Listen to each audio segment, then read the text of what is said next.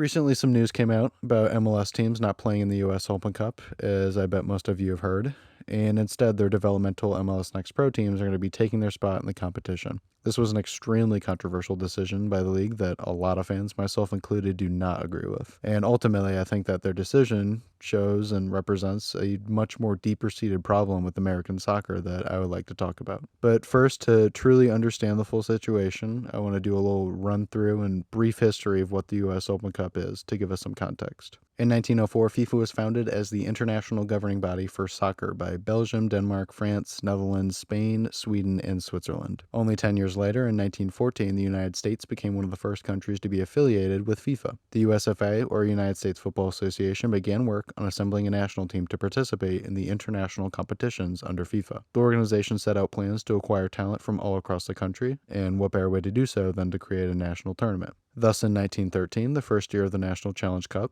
eventually came to be known as the Open Cup, began, making it the longest-running soccer competition in America today. The tournament itself is a single elimination competition between amateur and professional teams from all across the country.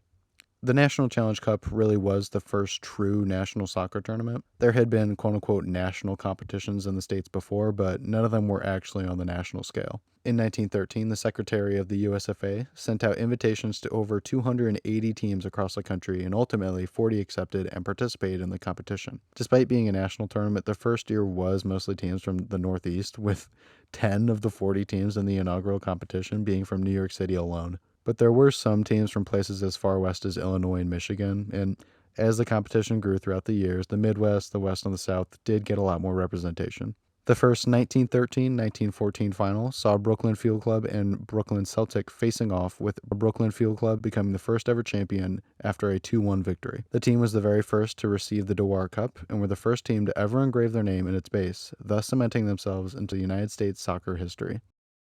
What I love so much about the Open Cup and its history is that it truly is the perfect time capsule of American soccer, and with that, we get to see the natural growth of soccer throughout the years in our country. A big criticism of MLS and other modern U.S. major soccer leagues before it, like the NASL or even lower level leagues like the USL, is that they're all somewhat artificial. This stems from the fact that in America, sports are and always have been looked at very much more as a business venture than other countries, rather than simply being a part of the community that makes up a people. When we look at Europe, many of these major clubs originated as local clubs made up of groups of people who just loved playing the sport and congregating with other people in groups similar to them. For example, Manchester United, one of the most famous and historic teams ever in the sport, started off as a team made up of workers from the Lancashire and Yorkshire Railway Company who would play teams made up of other railway workers.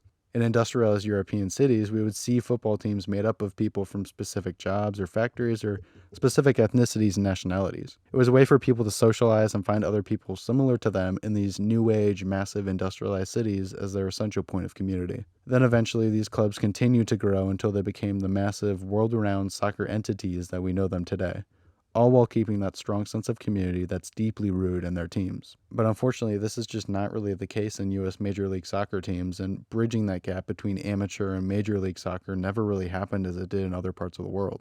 In the 1900s, the U.S. had lots of similar, small, local, amateur-style soccer teams that European cities had, and the early National Challenge Cup hosted a lot of these teams. Maccabi Los Angeles, for example, is one of the most historic teams in the competition. The team was just a small Jewish amateur team based out of Los Angeles that played in the National Challenge Cup a lot in its early years, and still to this day are tied with Bethlehem Steel for winning the cup the most number of times at 5 championships in their 11-year history.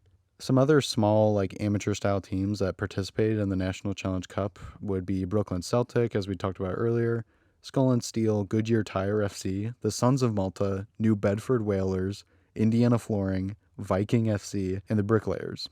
I find this so fascinating because the same start-off point that the now internationally famous European clubs had through amateur teams that had nice local support was clearly set in the US too, as we can see with the teams in the National Challenge Cup. But despite this, the American organizations never really were embraced as much or went on to see the same success that their European counterparts did. This happened for a bunch of different reasons, which deserves a whole video of its own one day, but ultimately, soccer as a professional viewing sport fell behind others at the time like baseball and football. Thus, companies and the people with the money needed to start up professional teams looked into more lucrative sports leagues like the MLB or NFL rather than going to amateur soccer clubs and offering to invest in those clubs to see them grow. This ultimately started a loop that would continuously feed back into itself, with the ever-changing culture of America at this time starting to adopt and embrace different sports rather than soccer. These other sports saw a lot of investment and growth with their leagues, which drew a lot of attention. This attention reached immigrant populations, which led to them becoming more interested in the Americanized sports and caring less and less about the sports that are more traditional in the countries they arrive from, like soccer. Ultimately, soccer was not a lucrative viewing sport in the States anymore, and thus, because American sports are all about money, the sport saw very little success finding funding to start up a major league. But then finally, nearly a century later, in the 90s, after some failed attempts and with some incredible luck, MLS was born. And while it is awesome that we finally have a seemingly healthy and solid major soccer league in the States, it does lack a lot of the fascinating history and culture that some European leagues like the Premier League have. This is in part because rather than investing in amateur teams to build them up into major teams like European organizations did, the United States simply built a major league from the ground up with all newly founded teams as a business. There was no conversion of smaller, already formed teams into larger, higher level clubs. It was just a complete from the ground up construction of a new league, which feels really artificial and ultimately lacks a lot of the intense local support that other leagues see. And this strategy of just creating new teams from thin air, rather than embracing lower level teams and raising them into the MLS, has continued within the league. For example, the most recent team, San Diego FC, would have been a perfect time to simply invest into a USL team to make them a major league team. But instead, the league was given a higher bid by some rich Egyptian dude, and now instead of investing into the San Diego Loyal, an already thriving and solid organization, they're making a completely new San Diego team out of thin air because that's what the rich guy wanted. This process of creating an entirely new organization rather than just investing in a pre-existing one is so much more difficult, takes so many more resources, sends a terrible message to the San Diego Loyal fans, and ultimately is just shitting on American soccer because it's below the top league. I think this very artificial way that MLS was born when compared to major leagues in other countries is what created this weird ideology of just having no desire to support lower levels of play. Looking at major leagues in other countries, a lot of the biggest names are teams that started as recreational, amateur level organizations and built their way up to being in the major leagues. Most MLS teams and the MLS itself were created out of thin air as the highest level play in the country. And this is ultimately what led to this mentality of not buying into the entire soccer system and acting like the only level that matters is the top level in the MLS, which ultimately harms American soccer. If we want to see similar success in the sport in our country that other countries have seen, we need to buy into the entire system. That means all levels of play. We need to support amateur level teams and lower division major leagues such as USL 1 and Championship.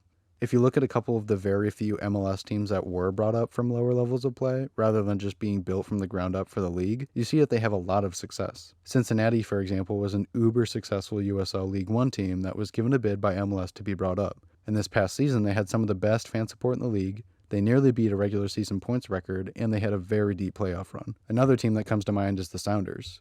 The Sounders were a part of the American Professional Soccer League, and in 2009 they were brought up to MLS, and they've been one of the most dominant teams in the league ever since. So clearly investing into lower level, already solid soccer organizations and giving them the resources they need to be brought up into the major leagues works, despite them being disgusting lower level soccer teams. And you might be wondering what kind of point I'm trying to make because this is an unorganized ramble that really isn't going to make much sense. But the point I'm trying to make is that American soccer as a whole would benefit from MLS supporting and helping bringing up the lower levels of soccer play in this country. The Open Cup is a great tournament that gives the spotlight onto lower level teams to have incredible Cinderella runs deep into the competition. But with MLS leaving the tournament, that's ultimately ripping a lot of the eyes that would have been on the competition away, and thus dimming the spotlight that those lower level teams were given and sometimes desperately needed.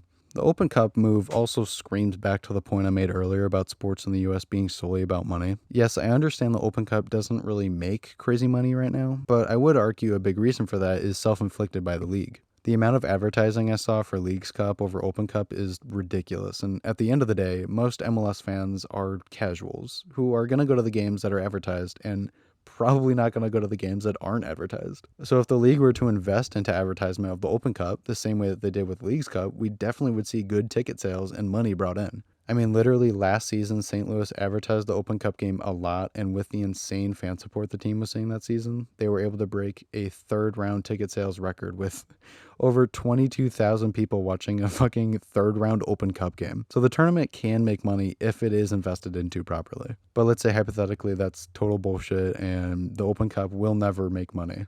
then I would argue that the money is a lot less important than the tradition of participating in this competition that our nation has loved for a century. Leagues Cup, working alongside Liga MX, will probably make more money, but at the cost of what?